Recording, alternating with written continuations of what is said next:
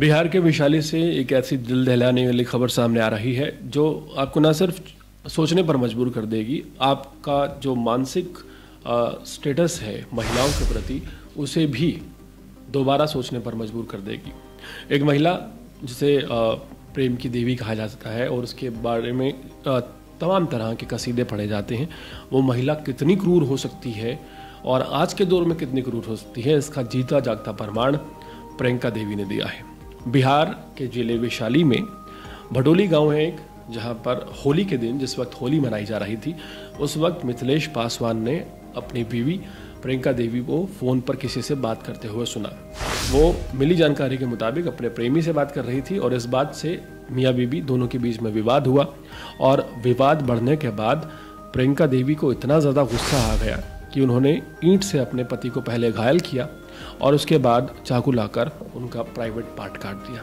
सोचिए कितनी हैरानी की बात है कि अगर आपको किसी के साथ नहीं रहना तो आप उससे अलग हो सकते हैं, आपके विचार अलग हो सकते हैं, लेकिन अगर कोई पति अपनी पत्नी को किसी तीसरे शख्स के साथ बात करते हुए देख लेता है और मना करता है कि उससे बात ना की जाए, तो पत्नी क्या करती है, पहले उसे ईंट मारकर घायल कर देती है और उसके बाद उसका चाकू से प्राइवेट पार्ट काट देती है।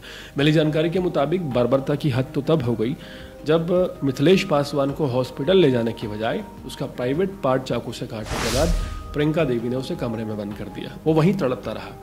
किसी तरह लोग पहुंचे, लोगों ने अस्पताल पहुंचाया, लेकिन अस्पताल में उसे मृत घोषित कर दिया गया। ये दिल दहलाने वाला वाकया बिहार के वैशाली जिले के भोटाली गाँव का है, जहाँ पर प्रियंका देवी जो है मिथिलेश पासवान की वाइफ थी, उसने महज इसलिए क्योंकि पति ने इस बात का विरोध किया कि वो अपने प्रेमी से क्यों बात कर रही है, इतना ज़्यादा गुस्से में प्रियंका देवी आ गई। प्रियंका देवी ने ना सिर्फ अपने पति की जान ले ली बल्कि उनका प्राइवेट पार्ट काट कर उन्हें किसी योग्य नहीं छोड़ा, आप ये कह सकते हैं। एक तरफ हमारे देश में कसीदे गढ़े जाते हैं, महिलाओं को लेकर तमाम बड़ी बड़ी बातें की जाती हैं और तमाम अच्छी बातें जो हैं आप आए दिन सुनते हैं कि महिला देवी के समान होती है और प्रियंका का नाम भी पूरा प्रियंका देवी है। सोचिए कि क्या मानसिकता रही होगी ऐसी किसी भी लेडी की जो महज इसलिए क्योंकि उसका किसी और से प्रेम प्रसंग चल रहा है, एक शख्स की ज़िंदगी ना सिर्फ ख़त्म कर देती है बल्कि गुस्से में आकर उसका प्राइवेट पार्ट काट देती है। सवाल यहाँ पर यह है कि आखिर हमारे देश में इस तरह के मामले बढ़ते क्यों जा रहे हैं। ऐसी तमाम खबरें डेली संज्ञान में आती हैं और इन खबरों को बनाते हुए भी कई बार ऐसा लगता है कि हमारे व्यूवर्स क्या सोचते होंगे कि इन्हें शायद यही खबर मिलती है, लेकिन सच्चाई यही है कि अगर इन खबरों को दबा दिया जाएगा तो वो सच्चाई सामने नहीं आएगी जिस सच्चाई को छुपा दिया जाता है।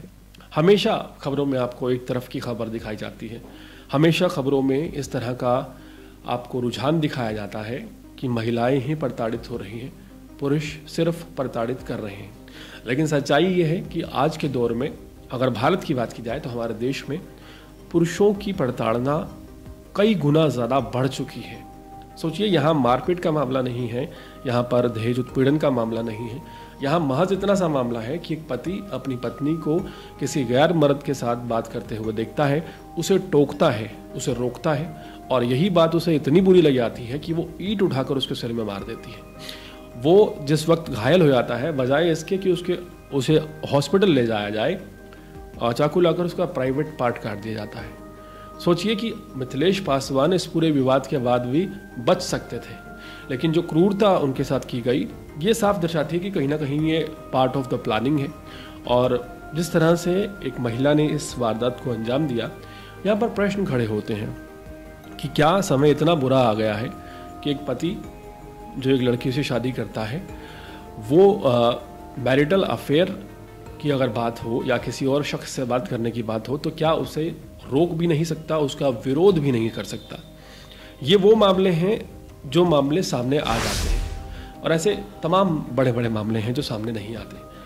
कितनी ज़्यादा हैरान करने वाली बात है, कितनी ज़्यादा बड़ी खबर है कि एक महिला अपने पति का प्राइवेट पार्ट काट देती है उसे घायल करने के बाद, महज इसलिए क्योंकि वो उसे रंगे हाथों अपने प्रेमी से बात करते हुए पकड़ लेता है। हैरानी इस बात की नहीं है कि ये खबर सामने आई, हैरानी इस बात की है कि ये खबर अभी तक छुपी हुई है।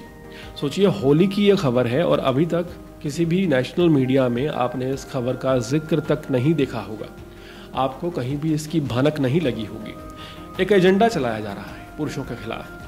पुरुषों को हमेशा दिखाया जाता है कि पुरुष बहुत बुरा होता है, पुरुष अत्याचार करता है, पुरुष दहेज के लिए महिला को मारता पीटता है। लेकिन जो दूसरा साइड है, जो दूसरी पार्ट है, जहाँ महिलाएं उत्पीड़न करती हैं, महिला महज इसलिए क्योंकि वो अपने प्रेमी से बात कर रही थी, पति ने पकड़ लिया, अपने पति को ना सिर्फ मार देती है बल्कि उसका फिजिकल स्ट्रक्चर खराब कर देती है, लेकिन कहीं जिक्र नहीं है। एक भी घटना अगर ये महिला को लेकर हुई होती तो अब तक न जाने कितने ही प्रोटेस्ट, कितने ही कैंडल मार्च निकल चुके होते। लेकिन बात फिर वही आती है कि पुरुषों को खुद की कदर नहीं है। एक पुरुष जो प्रताड़ित है वो ये मानने को तैयार ही नहीं है कि वो प्रताड़ित है। समाज बहुत देर बाद मानेगा, दूसरा पुरुष बहुत देर बाद मानेगा। पुरुष ये एक्सेप्ट करने को तैयार नहीं है कि वो प्रताड़ित हो रहा है।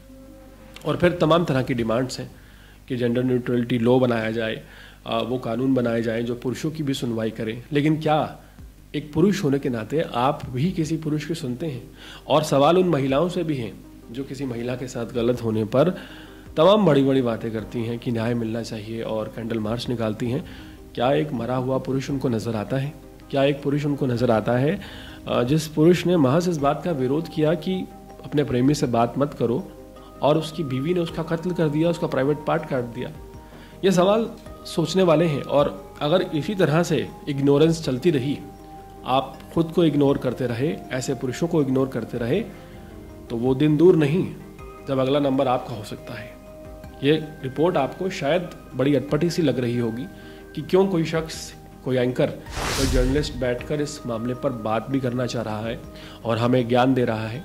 लेकिन सोचिए कितना गंभीर विषय है, पूरा एजेंडा चल रहा है और पूरा का पूरा मीडिया सिर्फ ये दिखाने में लगा हुआ है कि पुरुष प्रताड़ना करता है। लेकिन वो प्रताड़ित हो रहा है, ये कब सामने आएगा और ऐसे कानून कब बनेंगे जो एक्चुअली में कानून के दायरे में आने चाहिए? समानता की वहाँ बात होनी चाहिए। वहाँ पुरुषों को भी ये हक होना चाहिए कि अगर उनके साथ अन्याय हो रहा है तो उन्हें भी न्याय दिलाने के लिए कोई तो आवाज़ उठाए। तमाम वीडियोस सामने आती हैं और लोग अपनी ज़िंदगी को ख़त्म कर लेते हैं। फिर वो चाहे मानव शर्मा हो, फिर वो चाहे अतुल सुभाष हो, निशांत हो, तमाम ऐसे मामले सामने आते हैं। लेकिन जिस वक्त ये पुरुषों के साथ हो रहा होता है उस वक्त खबर दबा दी जाती है और आवाज़ कहीं नहीं होती, शोर कहीं नहीं होता। पूरे मामले में क्या कहना चाहेंगे? कमेंट सेक्शन में ज़रूर बताइएगा।